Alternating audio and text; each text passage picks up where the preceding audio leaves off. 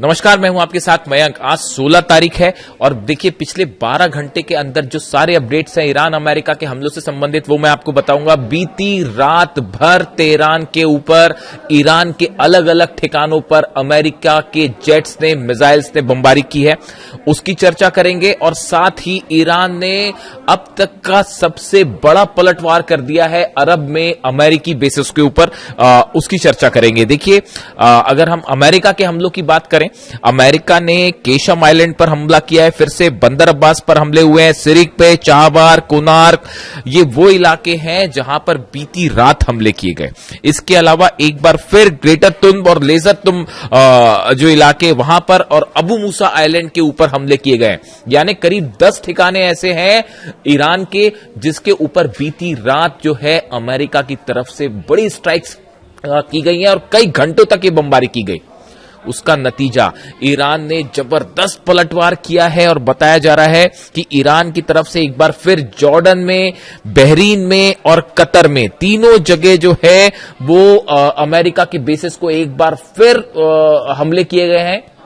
Shahid drone से ये हमले किए गए हैं और खैबर शिकन मिसाइल का इस्तेमाल किया गया है। और जो दावे हो रहे हैं ईरान की तरफ से, ईरान की आर्मी की तरफ से, उनके मुताबिक जो जॉर्डन का अजराक एयर बेस है यहां पर ड्रोन स्ट्राइक की गई है, शायद 136 ड्रोन और मिसाइल से हमले जो किए गए, इसमें बड़ी संख्या में अमेरिका के F-35, F-16 जेट्स जो हैं वो तबाह होने के दावे जो है वो ईरान की तरफ से किए जा रहे हैं। बताया जा रहा है कि जो हमले किए, जो मिसाइल्स गिरी हैं, उसने F-35, F-16 जहां खड़े हुए थे उनको बेस पर जो है अटैक किया और उसमें तबाही की खबरें आ रही हैं। देखिए इसके जो खबरें हैं, Iran launches retaliatory attack against what it says are US assets in the region including Kuwait and Jordan. Kuwait Jordan दोनों जगह हमले हुए हैं। With Bahrain activated alarms over air attacks, on air attacks. तो देखिए बहरीन में भी लगातार सायरन है, कुवैत में, जॉर्डन में, सब जगह जो है वो ईरान की तरफ से जबरदस्त पलटवार देखने को मिल रहा है। Iran's army says it targeted US military communication system, a fixed radar site and fuel depot at Jordan's Azraq airbase with by attacks of drone and missiles। देखिए ये ईरान का जो दावा है कि जो हमले हुए खासतौर पर जॉर्डन में, यहां पर रडार साइट्स जो थी अमेरिका की वो तबाह की गई हैं। इसके अलावा यूएस मिलिट्री का जो कम्युनिकेशन सेंटर था उसको तबाह कर दिया गया है। साथ में जो फ्यूल डिपो था जहां से फाइटर जेट्स में तेल भरा जाता था उसको उड़ा दिया है।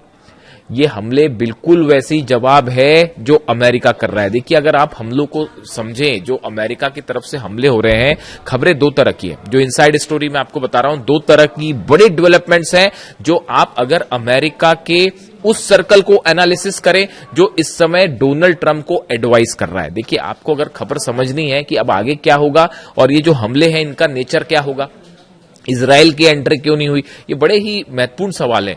और देखिए आप अगर उन बयानों को एनालिसिस करें जो डोनाल्ड ट्रंप के करीबी हैं और उनके एडवाइजर्स हैं, जिनकी बात, ये फैसले डोनाल्ड ट्रंप नहीं लेते हैं कि हमला करना है, कब करना है, पहले करना है, बाद में करना है।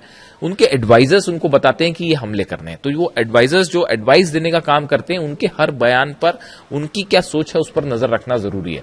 अब देखिए हुआ ये कि आप देखिए जो हमले का नेचर है ये बताता है कि ईरान के जितने कम्युनिकेशन सेंटर्स हैं, मिसाइल सेंटर्स हैं, लॉन्च पैड्स हैं, जो रडार सिस्टम है, इनको कमजोर करने की कोशिश की जा रही है ताकि अगर ईरान के खिलाफ कोई बड़ा ऑपरेशन किया जाए तो उसमें जो है ईरान पर जो है ग्राउंड ऑपरेशन किया जाए। इस तरह की खबर है। आप देखिए ग्रेटर तुंब और लेजर तुंब और अबू मूसा, ये 3 आइलैंड्स ऐसे हैं जिस पर अब अमेरिका लगातार हमले कर रहा है। इनके क्या मायने हैं?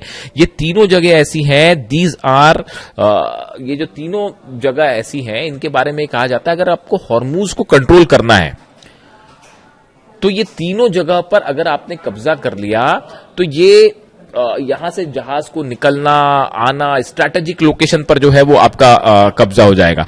Like other islands in the vicinity of the strait of Hormuz such as Qeshm island, this significance lies is the very fact that whosoever control those islands has an upper hand when it comes to control authority over the Strait of Hormuz। जो खबरें उसके मुताबिक कि जिसने इन तीनों islands पर कब्जा कर लिया और जिस पर अबू मूसा आइलैंड पर और ग्रेटर तुम और लेजर तुम पर जिसने कब्जा कर लिया इन इलाकों में, उसका पूरे हॉर्मूज पर कंट्रोल हो जाएगा। इसीलिए अमेरिका के ये हमले हो रहे हैं। यानी अमेरिका की जो स्ट्राइक है वो ऐसा लगता है कि एक बड़ी योजना के तहत है। इजराइल की एंट्री कब करनी है ये भी तय है कि अमेरिका हमले कम करेगा, उसके बाद इजराइल की तरफ से हमले होंगे। ये एक बड़े प्लान का हिस्सा है। लेकिन अब हुआ क्या, देखिए मामला कैसे गड़बड़ा गया। मामला ऐसे गड़बड़ा गया, ये हर बार होता है, ये पहले से हो रहा है, हर बार होता है। जो स्ट्राइक करी ईरान ने वो अमेरिका के अंदाज से और इजराइल के अंदाज से और कहीं भारी निकल गई। और जो कल मिसाइल मारी गई हैं, फतह 2 और जुल्फिकार और खैबर शिकन मिसाइल्स जो मारी गई हैं, जो खुर्रमशहर 4 मिसाइल्स मारी गई हैं, उससे जॉर्डन में यह हाल है कि अमेरिकी सेना को भागना पड़ गया है वहां के बेसिस से। इतना बुरा हाल हो गया है वहां पे। ऐसे ही हाल बहरीन का है, वो 5वां बेड़ा जो है वो तो खड़ा ही नहीं हो पा रहा, वो बेड़ा फ्लैट ही हो चुका है। वहां पे इतने ज्यादा हमले हो चुके हैं, वहां रनवे खराब तबाह हो गया, हेडक्वार्टर तबाह हो गया, रडार सिस्टम उड़ गया है, अर्ली वार्निंग सिस्टम है वो तबाह हो गया है।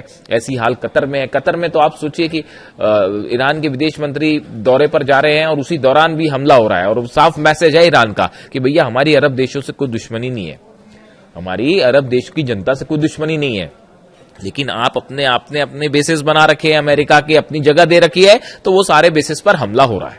ये साफ मैसेज है ईरान की तरफ से। अब देखिए ये जो प्लानिंग है ये गड़बड़ा ऐसे गई कि जो हमले पलटवार किए ईरान ने, देखिए स्ट्रेट ऑफ हॉर्मूज बंद है और हॉर्मूज में भारी पड़ रहा है ईरान, इसमें कोई शक नहीं है। करीब मेरी जानकारी के मुताबिक 15 शिप्स ऐसे हैं जो ईरान की तरफ से हमले किए गए, यानी ईरान की परमिशन के बिना वहां से जहाज नहीं निकाले जा सकते। बात नंबर 1। बात नंबर 2, अमेरिका फिर ब्लॉकेट करके खड़ा है। ये जब आप ब्लॉकेट, जितनी ज्यादा जंग जो है, जितनी ज्यादा इस जंग को आगे खींचने में ईरान कामयाब हो जा रहा है, उतनी करारी हार हो रही है अमेरिका की। इस बात को समझिए। दुनिया के सुपर पावर्स मिलकर पिछले 5वां महीना शुरू हो चुका है, ईरान को नहीं हरा पा रहे। हराना तो छोड़िए, वो आपके बेसिस जला रहा है, ऐसे बुरी मार मार रहा है कि आप याद करो। आप सोचिए डिफेंस काय का डिफेंस, वो जॉर्डन में जो मार मारी है ना ईरान ने, उसकी तस्वीरें अभी देखिए।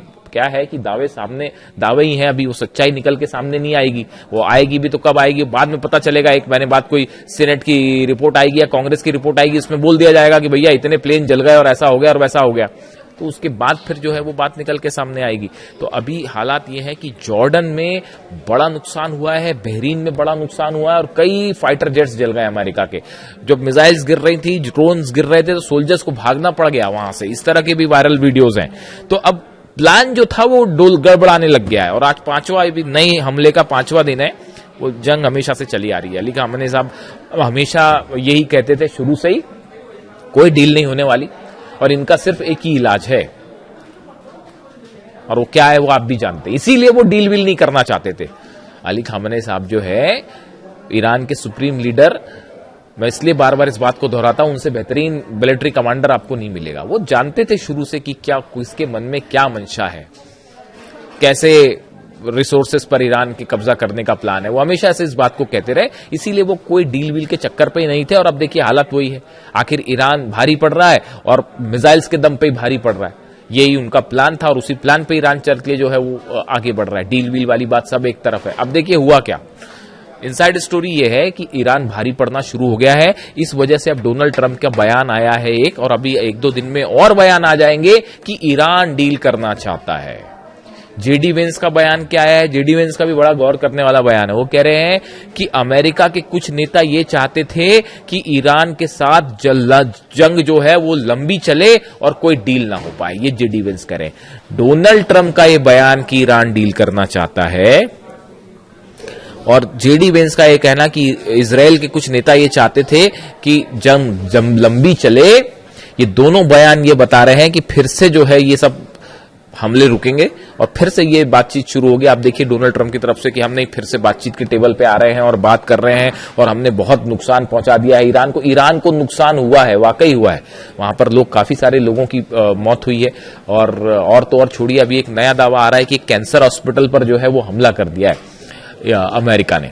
इससे शर्मनाक और क्या हो सकता है कि आप कहीं पे जो है इस तरह की खबरें हैं, दावे हैं, सच सामने आएगा, मैं उस पर बात करूंगा जरूर कि ईरान में कैंसर हॉस्पिटल को निशाना बनाया गया है। ऐसी खबरें हैं, ऐसा दावा है।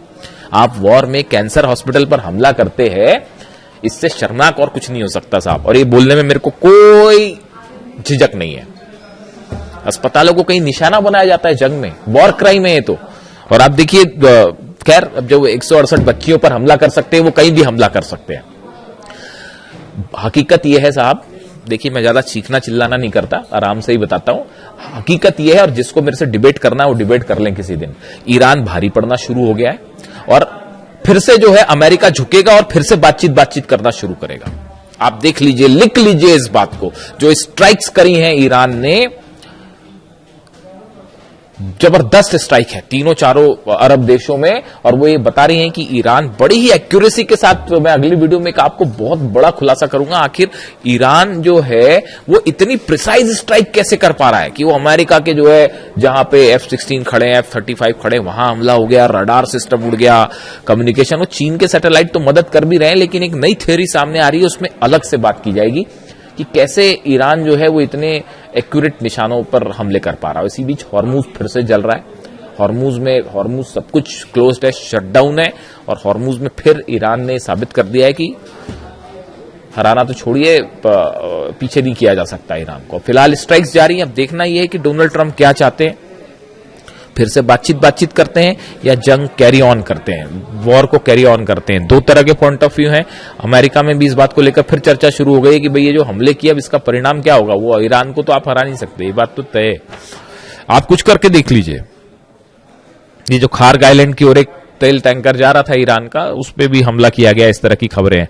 और अमेरिका ने जो हमले किए उसके बाद पूरे तेहरान के आसपास एयर डिफेंस सिस्टम कई जगह एक्टिवेट हो गए हैं। इस तरह की जो है वो तमाम जानकारियां निकल के आ रही हैं। लेकिन एक बार तय है, ईरान भारी पड़ना शुरू हो गया है और अगले कुछ घंटे बेहद अहम है। और इस तरह की बात आ सकती है फिर से कि वो फिर से बातचीत करते हैं और ये बात आएगी। ईरान कोई बात नहीं करना चाहता, समझ लीजिए। ईरान का कंट्रोल अब IRGC के हाथ में है, किसी पॉलिटिकल लीडरशिप के हाथ में कंट्रोल नहीं है। आप इस बात को समझ लीजिए। जो फैसला करेंगे अहमद वाहिदी साहब करेंगे, ईरान की सेना करेगी। और खासकर अब अली खामेनी साहब के जनाजे में जो गुस्सा था, वो गुस्सा जो है वो ये बता रहा है कि अब किसी मुद्दे पर ईरान बात नहीं करेगा।